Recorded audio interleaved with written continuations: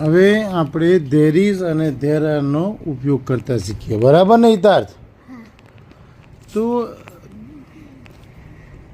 There is a bird, there is a bird in the cage, there is a bird in the cage. પક્ષી ક્યાં છે? પક્ષી ક્યાં છે? પાંજરામાં. માટે ઇન ધ કેજ આવ્યું. હવે આ વાક્યને જ્યારે આપણે પ્રશ્નાર્થમાં રૂપાંતર કરવું હોય ત્યારે ક્રિયાપદને આગળ લેવાનું અને સર્વનામને પાછળ લેવાનું ને અંતમાં પ્રશ્નાર્થ ચિહ્ન મૂકવાનું ભૂલવાનું નહીં. ઓકે?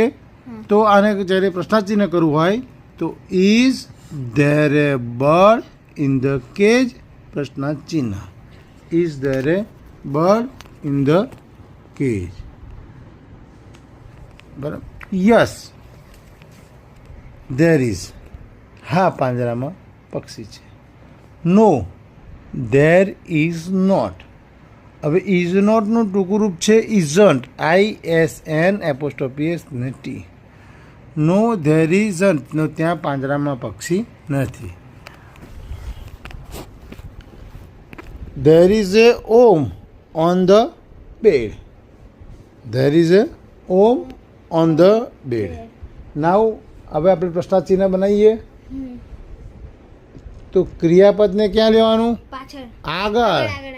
ઇઝ પછી સર્વનામ is there Om on the bed અને છેલ્લે પ્રશ્નાર્થ ચિહ્ન મૂકવાનું ભૂલવાનું નહીં.